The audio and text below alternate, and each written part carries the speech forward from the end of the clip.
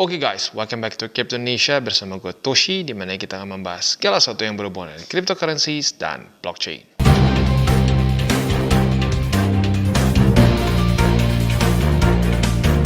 Oke, welcome to konten liburan. Buat lo yang sudah nonton DJWT gue terutama seminggu ke belakang, kemungkinan besar sudah tahu bahwa gue sekarang sedang berlibur. Tetapi berbeda dibandingkan dengan libur-liburan yang sebelumnya, ya kan gue tetap bawa laptop, tetap konten, ya tetap update. Tapi kali ini enggak, sudah ada ultimatum dari ibu negara. Ya, jadi kali ini gue tidak akan update sama sekali. Tetapi jangan khawatir, gue tetap akan membuat konten edukasi, tetapi sudah pre-recorded. Ya, jadi otomatis kalau lihat harganya, kemungkinan besar akan ada perbedaan yang cukup signifikan. Karena ini gue sudah mulai bikin kontennya, gue cicil dari awal Januari. Begitu. Dan ini rilis kemungkinan besar dari akhir Januari sampai ke Februari. Jadi otomatis akan ada perbedaan harga. Tetapi nggak masalah. Karena pembahasan utama dari konten liburan ini adalah edukasi yang lebih ke big picture. Begitu. Jadi harga sebenarnya nggak terlalu penting. Begitu ya. Sip, itu aja. Sebelum kita masuk seperti biasa, gua akan disclaimer dulu bahwa semua konten dari TCI bukanlah financial advice. Ini semua bentuknya adalah edukasi. Lalu bagaimana cara untuk mendukung TCI? Ada banyak caranya. Lo bisa like our video, bisa share our video. Itu juga bisa menggunakan link referral kita di bawah. Dan sekarang kita akan masuk dulu ke kontennya. Pada hari ini kita akan bahas mengenai kapan sih waktu yang tepat untuk kita mulai investasi. Ya. Nah kalau gue perhatiin ya, kapannya ini tuh rata-rata ditanamkan oleh ortu. Ya, ortu yang menanamkan dari kapan begitu. Ada yang bilang SD ya sekecil mungkin ya udah dia punya kesadaran langsung dikasih tahu investasi ya. Tapi ada counternya, ada yang bilang janganlah, itu anak masih terlalu kecil, biarin dia happy dulu lah, udah biarin pakai duit, uang jajan suruh pakai aja ya dari SD, udah biarin dia seneng ya. Nanti aja SMA udah lebih gede, udah bisa lebih mikir ya. Nah, tapi ada counternya lagi. Janganlah, udah SD, SMP, SMA biarkan dia bermain, biarkan dia happy ya. Nanti saat sudah kuliah ya, saat sudah kuliah tuh nanti baru dia suruh mikir buat investasi ya kan. Banyaknya orang-orang tuh kalau kuliah dikeluarkan dari kota dia, kecuali kota dia memang kota yang banyak universitas bagus begitu ya. Ya karena kenapa rata-rata orang berpikir untuk kuliah itu sampai keluar kota karena ortu tuh banyaknya mikir gini, udahlah SD, SMP, SMA di kota cari SD, SMP, SMA favorit di kota itu. Tapi kalau udah kuliah, mereka minimum menargetkan untuk terbaik di Indo, gitu kan. Ya kalau sampai nggak keterima, yang kedua, ketiga, keempat, dan seterusnya. Makanya banyak yang keluar saat kuliah, merantau, gitu kan. Make sense juga sebenarnya, ya. Nah, tapi ada juga berpikir, udah jangan. Kuliah itu justru waktunya untuk kita menyerap ilmu sebanyak mungkin, ya. Justru SD, SMP, SMA sih itu basa-basi. Kuliah tuh, udah jangan dicampur-campur sama cari duit sampingan, cari kerjaan. Jangan, udah biarin belajar 100%. Begitu. Ya, nanti saja saat sudah nikah. Tentunya banyak sekali pendapat. Nah, itu kan pendapat. Nah, sekarang fakta data statistiknya seperti apa? Nah, seperti biasa di TCI kan seperti itu. Ya. Kita langsung aja buka satu data di sini ya. Nah, kita bisa lihat di sini ini adalah data dari Federal Reserve Bank of St. Louis ya di US. Nah, ini dia ngomongin soal compound interest. Siapa yang akan earn lebih banyak ya? Ada investor 1, investor 2 ya. Investor 1 dia mulai investasi dari umur 25 tahun. Sementara investor kedua dari umur 35. Berarti ada perbedaan 1 dekade ya, 10 tahun. Nah, tapi mereka sama-sama setiap tahunnya mereka menyisihkan $5.000 dari penghasilan mereka untuk diinvestasikan. Asumsinya setiap tahun itu naik 8% atau kasarnya mereka mendapatkan cuan 8% ya. Make sense nggak bang 8%? Make sense ya. Lu investin di S&P, di Nasdaq, di Dow Jones itu rata-rata kena 8, bahkan faktanya lebih dari itu. Jadi ini bukan asumsi yang ngawang-ngawang, 8% tuh make sense dan nggak aneh-aneh kan, nggak dalam setahun 100x, enggak, cuma 8% aja ya. Nah tetapi perbedaan yang paling besarnya adalah investor 1 dan investor 2 ini adalah jangka mereka investasi. Ya. Investor pertama hanya investasi 10 tahun saja in a row, terus-terusan. Terus 10 tahun ya. Sementara investor kedua itu 30 tahun. Ya dia mungkin ngerasa gue udah telat 10 tahun nih. Nah gue harus invest lebih panjang dibandingkan investor 1. Ya bener ya dong. Jadi kasarnya investor 1 ini cuma sepertiganya ya secara jangka panjang dia investasi. Dia kalah 20 tahun sama investor 2 ya. Dia kalah di sini awal 10 tahun, dia kejar, dia balikin 2 kali lipatnya. Gua ketinggalan 1 dekade, gua investasi lebih panjang 2 dekade dibandingkan investor 1 ya. Nah sekarang ya investor satu setelah udah 10 tahun dia stop, tidak investasi lagi. Ya mungkin investor satu mungkin kenapa ya? Ya anggaplah misalkan dia kurang beruntung begitu. Jadi duitnya habis terus, ada kebutuhan terus. Investor dua diberkati lebih 20 tahun nggak ada apa-apa, dia bisa terus invest ya. Nah, kalau kita mikir cuma pakai logika sederhana, nggak kita mikirin compound interest, nggak mikir matematika dan lain-lainnya, oh ya investor dua dong. Atau kalau gini nih, lu punya mindset orang nabung. Ya investor dua dong. Ya dia kan 20 tahun. Jauh lebih panjang dibandingkan investor satu. Ya. Dia punya 20 tahun advantage dibandingkan investor satu. Tetapi pada faktanya ya mungkin beberapa dulu bisa argue tidak adilnya investor satu lebih besar penghasilannya saat dia sama-sama pensiun di umur 65 ya. Padahal dia cuma invest 10 tahun. Si ini ya investor 2 invest terus sampai umur 65. Hasilnya ya investor 2 611 ribuan USD, sementara investor yang ini investor 2 ya. Si investor 2 dia 611 ribu USD, sementara investor 1 787 ribu. Wow. Ini lumayan signifikan loh perbedaannya. Padahal si ini udah berhenti 10 tahun. Ya cuma di 10 tahun terus berhenti. Sementara investor 2 20 tahun lanjut. Begitu. Nah, inilah the power of compound interest. Begitu. Dan ini suka nggak suka, kita bisa nikmatinya dengan cara secepat mungkin kita mulai investasi. Begitu. Jadi ya jawabannya secara fakta data statistik, yang secepat mungkin mulai investasi ya makin lebih besar karena compound interest. Apalagi kalau dia lebih gede dari tahun ke tahun. Misalkan kita mikir inflasi, gaji mereka juga naik, ini maka ikutan naik juga, that's even better. Begitu. Nah cuma mungkin ada yang berpikir seperti ini, aduh bang, anak SD gak boro-boro gaji bang, kan dia kan cuma dapat uang jajan paling berapa sih ya. Anggap misalkan, aduh jujur gue gak tahu sih sekarang uang jajan berapa ya buat anak-anak ya. Anggap misalkan ya sebulan dia dikasih berapa SD, berapa ya, 500 ribu, sejuta gitu ya. Aduh cuma berapa bang, dia nyisihin berapa persen buat investasi ya. Aduh itu gak akan jadi apa-apa. Oke, kita anggap gak jadi apa-apa. Padahal faktanya enggak loh. Tetap loh kalau kita mikirin compound interest tetap jadi sesuatu ya. Tetapi anggap menurut lo itu enggak gede duitnya ya. Kita investasi dalam apa kalau dari SD? Kita investasi habit, kebiasaan yang baik. Begitu. Dan ini yang dilakukan oleh ortu gua ke gua. Gitu ya. Dia lakukan ini supaya gue punya habit yang baik, selalu terbiasa untuk minimum menabung, lebih bagus investasi. Begitu. Sebenarnya gue lebih di-push buat investasi. Apa? Ya macam-macam. Bisa saham, bisa emas ya. Well, yang klasik emas sih ya. Ya, jadi seperti itu ya. Seperti itu. Nah, jadi menurut gue sedini mungkin sejak tuh anak udah bisa mikir, kasih tahu konsep lu harus investasi. Begitu. Kalau lu takut dia nggak ngerti asal invest, suruh dia investnya apa? Beli emas, atau kalau sekarang lebih keren lagi ya beli BTC.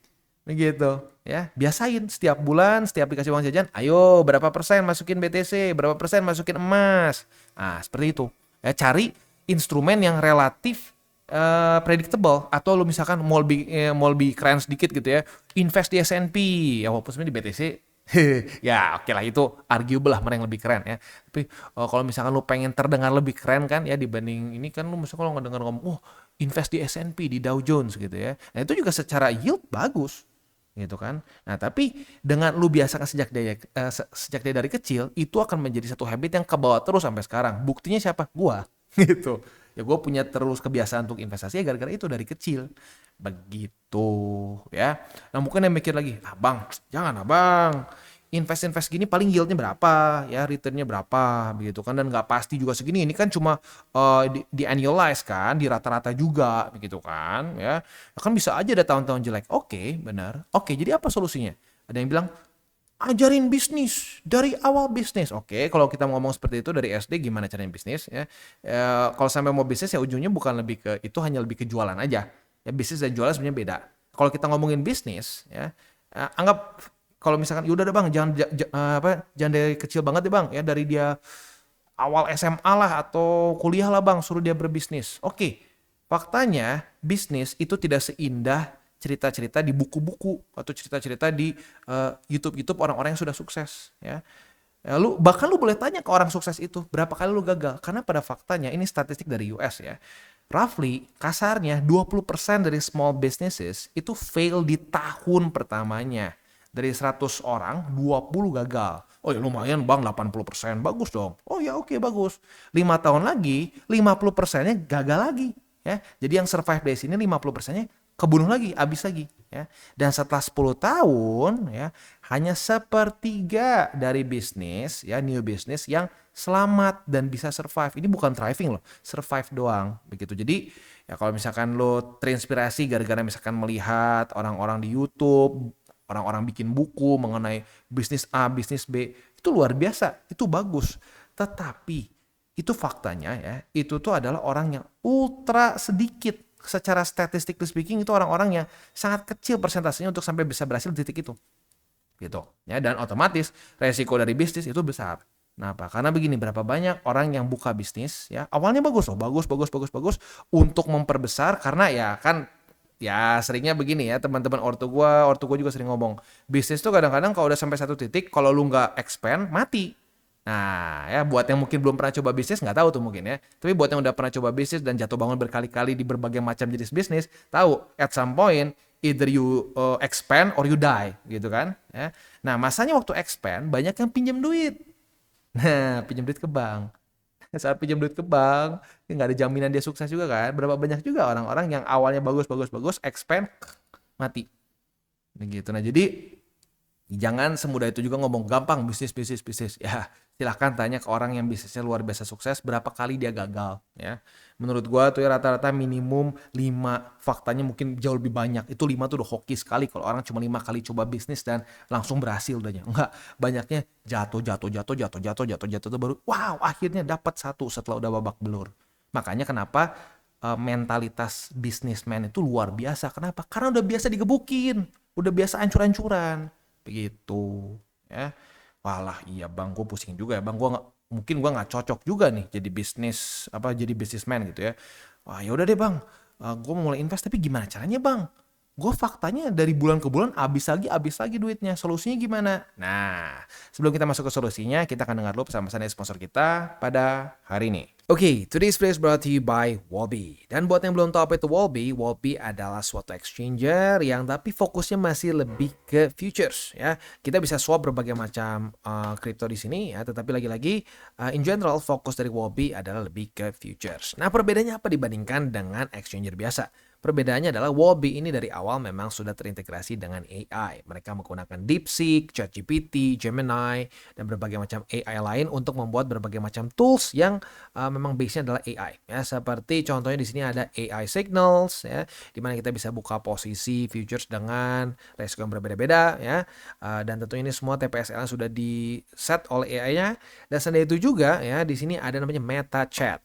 Nah, MetaChat ini adalah the latest AI product dari Wallbe yang kita bisa pakai. Di sini kita bisa buat berbagai macam hal, mulai dari kita use it as an AI saja, di mana kita bisa bertanya mengenai berbagai macam hal, mulai dari SOP trading, mulai dari news-news terbaru, dan berbagai macam hal-hal lain, sampai untuk kita meng-create satu AI agent yang customizable sesuai dengan SOP kita, ya. Nah, untuk buat lo yang pengen coba, ya silakan bisa langsung buat sendiri. Kayak contoh di sini kita ada coba buat misalkan dengan EMA 200 dan lain-lain. Itu bisa lo tweak sesuai dengan keinginan lo.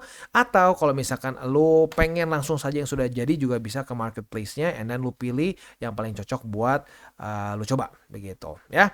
Nah, itu aja kurang lebih buat lo yang pengen coba silakan boleh pertimbangkan untuk menggunakan link referral kita di bawah. Dan jangan lupa saat menggunakan link referral kita di bawah, kita akan ada upgrade juga. Dari referral code yang biasanya hanya mendapatkan 100 USDT saja, tapi apabila menggunakan kode Toshi Crypto akan ada upgrade. Dari 100 USDT berubah menjadi berapa? Berubah menjadi 250 seperti yang kita bisa lihat di sini ya. Sekarang kita masuk ke solusinya. Dan solusinya adalah budgeting ya, aturan 50 30 20. Ini bukan aturan yang bukan aturan yang gue buat sendiri, gue bertapa terus dapat ilham dan gue bikin aturan ini, bukan. Ini aturan yang sudah sangat lumrah sebenarnya ya. Bahkan arguably ini masuk ke common wisdom ya.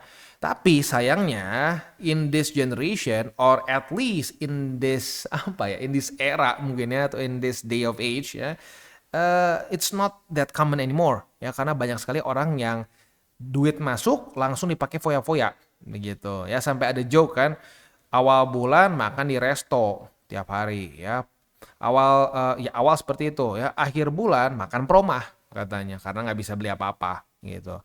Itu terdengar mungkin lucu, mungkin relatable ya, tetapi that's a very very very big mistake gitu. Karena kenapa? Kalau duit udah masuk, lu nggak di budget ya, dari awal tuh lu akan berpikir asik, gue punya sekian uang untuk di spend. Tapi saat lu sudah ada pos-posnya, sudah ada kolom-kolomnya, nah di situ lu akan lebih berhati-hati gitu. Jadi misalkan nih, saat gaji lu masuk, bonus lu masuk, komisi lu masuk, apapun itulah, pokoknya pemasukan ya. Saat udah ada pemasukan, langsung dibagi menjadi 3 kolom ya. Yang paling besar adalah kebutuhan, needs ya. Isinya apa? Isinya adalah rent atau mortgage ya, duit sewa lu atau duit bayar cicilan rumah ya. Utilities, bayar listrik, ya, bayar air, ya, bayar duit apa namanya keamanan dan seterusnya, ya, food, ya, makanan, healthcare, ya, lalu insurance juga masuk ke sini. Ya, jadi yang besar-besarnya udah dapat 50%, make sense lah ya. Ya fokus dulu utamanya di kebutuhan ya. Sama kayak itulah sandang pangan papan gitu kan. Primer, sekunder, tersier. Primer dulu yang dipikir gitu ya. Nah, wants selanjutnya. Wants ini seperti apa? Non essential clothes begitu. Jadi baju yang bukan buat kebutuhan banget begitu, lebih ke buat keren-kerenan aja, aksesoris, jam lah ya, bahkan jam pun tergantung ya. Ya well, jam masih masuk ke sini lah ya, karena wants kan maksudnya ya. Jam, gelang dan seterusnya. Jadi keinginan ya, traveling ya. Jangan sampai traveling tuh lu pakai pay later begitu ya. Udah jelas kalau pay later itu even worse ya, duitnya belum masuk udah lu pakai dulu begitu kan. Ya lu nggak ngitung aja tuh berapa service fee-nya dan lain-lainnya begitu kan.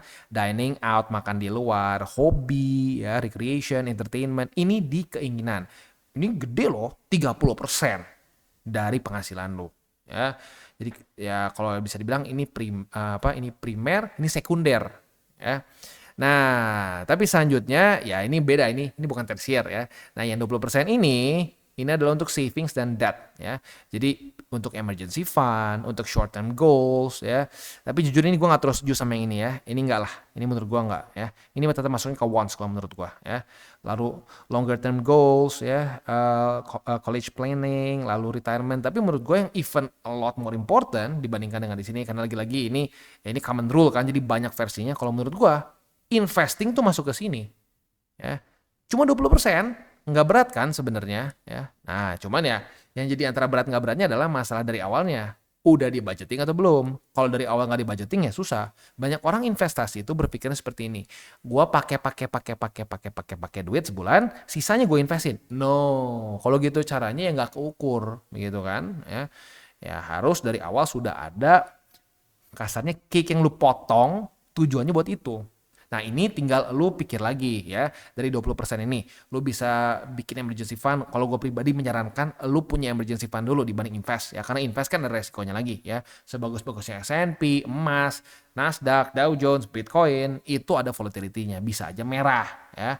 Nah, tapi lebih bagus apa? Lu punya emergency fund dulu. Minimum tuh lu bisa bertahan 3 bulan. Kalau gue pribadi sih udah gua hold emergency fund tuh a year kalau gua. Tapi baik lagi, kalau gua pribadi a year, tapi common wisdomnya 3 bulan minimum. Jadi lu punya waktu 3 bulan kalau sampai lu tiba-tiba dipecat, di PHK atau apapun itulah namanya ya. Ya lu ada waktu 3 bulan buat nafas begitu. Nah, setelah lu udah punya emergency fund 3 bulan baru investasi. Begitu ya. Nah, investasinya seperti apa? Nah, itu bisa lu pikir lagi masing-masing. Lu mau ultra konservatif di emas doang boleh. Lu mau campurin pakai indeks-indeks US boleh. Atau kalau misalkan lu jangan begituan lah Bang. Udah, gua benar-benar 100% di BTC aja Bang. Boleh juga ya. Nah, terus misalkan lu pengen, gua pengen resiko yang lebih lagi sedikit Bang. Gua pengen di alts. Nah, kalau udah mulai mau di alts, harus mikir teori cycle. Begitu, karena kalau di bear market lu invest di alts, ya jadi debu banyaknya gitu kan.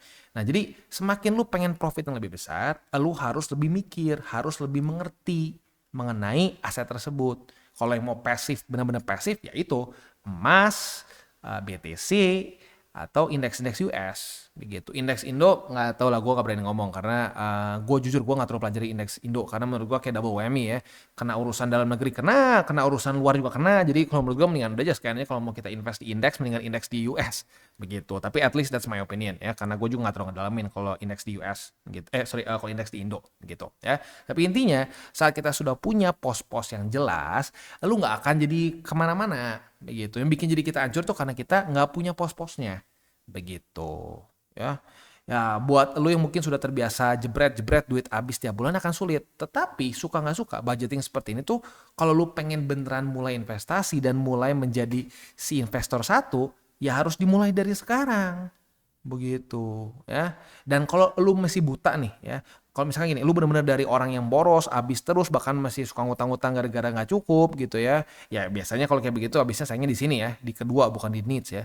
Nah kalau lu masih seperti itu, udah deh, jangan aneh-aneh dulu cari investasi yang wah dalam 6 bulan 100x bullshit lah yang kayak gitu dilupakan dulu ya.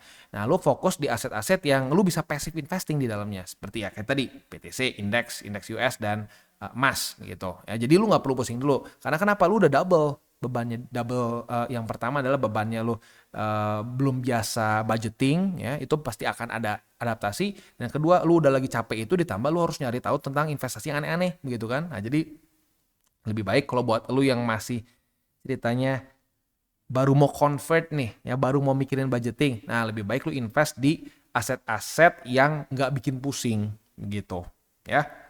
Sip, gitu aja ya. Semoga ini membukakan mata, begitu ya. Dan seperti yang gue sudah ngomong tadi di depan ya di opening, ini gue sebenarnya sekarang sedang liburan. Jadi ini gue pre-recorded. Jadi otomatis ya tapi di sini kita nggak bahas angka sama sekali ya. Otomatis akan ada perbedaan angka sedikit lah kalau kita bahas angka-angka gitu ya. Dan apa namanya? Ya ini gue lakuin kenapa? Karena ya gue ingin sebisa mungkin di masa-masa bear market ini tuh justru jadi waktu yang tepat untuk belajar gitu dan dipakai buat belajar. Karena gue pribadi merasakan manfaatnya luar biasa sekali saat kita menggunakan waktu kita di bear market untuk introspeksi diri, untuk memperbaiki lagi mindset dan seterusnya gitu. Jadi ya semoga ini bermanfaat dan buat lo yang pengen dukung TCI caranya banyak, lo bisa like our video, bisa share our video, itu juga bisa menggunakan link kita di bawah ya. Sip, gitu aja kita tutup dengan 3 golden rules. Jangan berkawang panas, jangan over leverage, berpikirlah jangka panjang, dan salam tabur tuai. Dan buat kalian yang belum nonton DCWT atau Daily Charting with Toshi, bisa klik di sini, di mana kita akan daily chart your favorite cryptocurrencies. Dan buat lo yang belum mengerti juga mungkin mengenai chart, candles, dan hal-hal lain, bisa juga klik di sini, ada tutorials with Toshi. Dan buat lo yang pengen mendukung TCI, salah satunya bisa menggunakan link reflektor di bawah. Dan jangan lupa juga untuk join Telegram group, di mana kita bisa ngobrol-ngobrol santai mengenai dunia cryptocurrency secara 2 arah. So jangan lupa untuk like, subscribe, click the bell icon, and see you on the next video.